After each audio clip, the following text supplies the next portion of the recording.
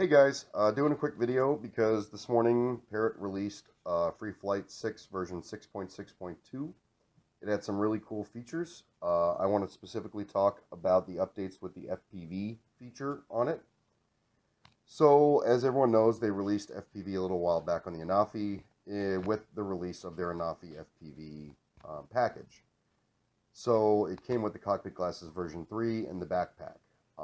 To use all of the options in the Anafi FPV, realistically, you needed the cockpit glasses version 3. It was a 2-button touchscreen goggle.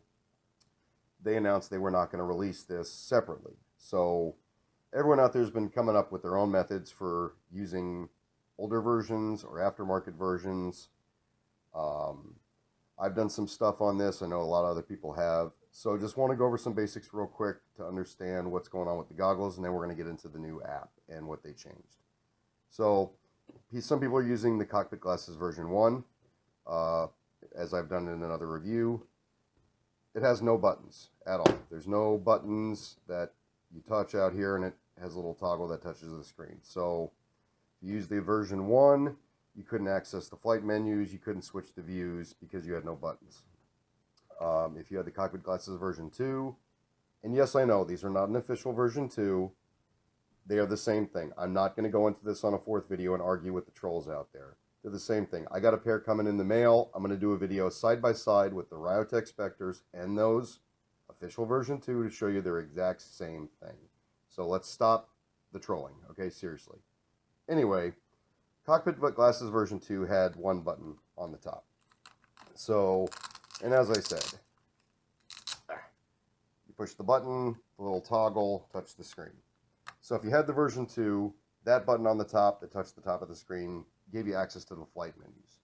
But it didn't have the button on the bottom with a toggle on the bottom to switch between the Anafi view and the goggle view. I've done a video on these. These are a modified pair of Ryotech Spectres. I took 2, made 1 out of it. I modified this, which gave a button on the bottom, which has a toggle on the bottom. So these now simulate a pair of cockpit glasses version 3. So with these, I can use all the FPV features on the Anafi. I can switch the flight modes, and I can switch the views. So I'm going to get into the app now and show you what they've changed. They have made some really cool updates for people using aftermarket goggles because they know that they are not going to release the cockpit glasses version 3, and it's making it a lot easier for all of us. And I'm going to go into that now and explain it.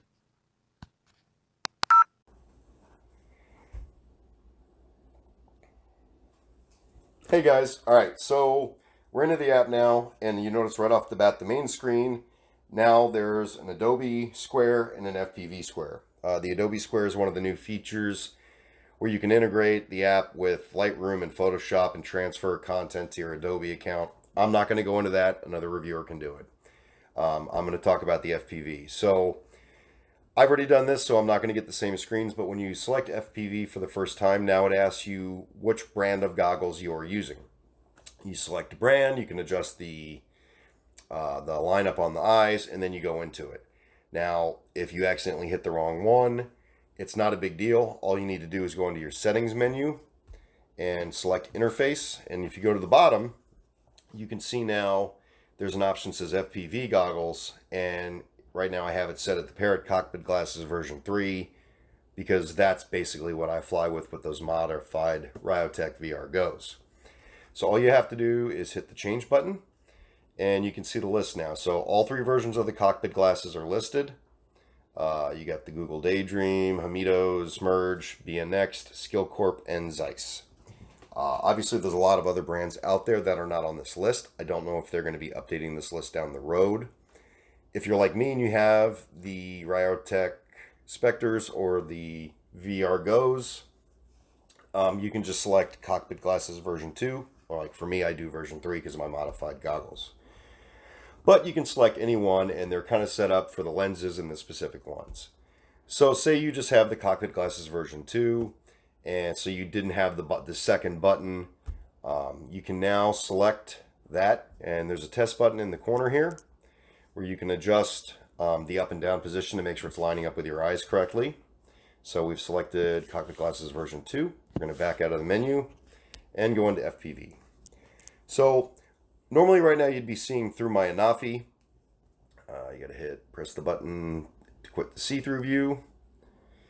You would be seeing through the Anafi. I don't have my Anafi connected right now, so everything's going to be seen through my phone. Not a big deal. But, so say you've got the one button on the Cockpit Glasses version 2. You tap the screen, the menu comes up. Same as before, you can access the settings. You go up and down with the controller. You can go into camera. You can adjust the camera settings. And now there's another tab for equipment where you can go in there and switch between the different version of VR goggles you're using right there.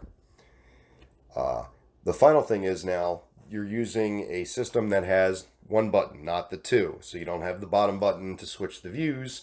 If you look directly above where I have camera selected right now, it says see-through.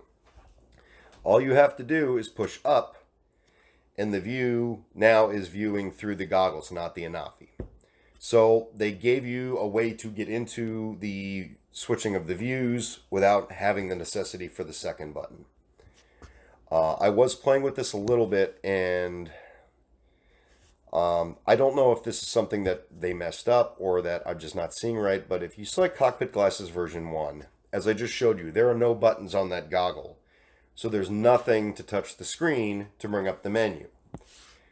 So it does change the optics a little bit to line up with the goggles better. But if you go into FPV view, you can see the optics are a little different.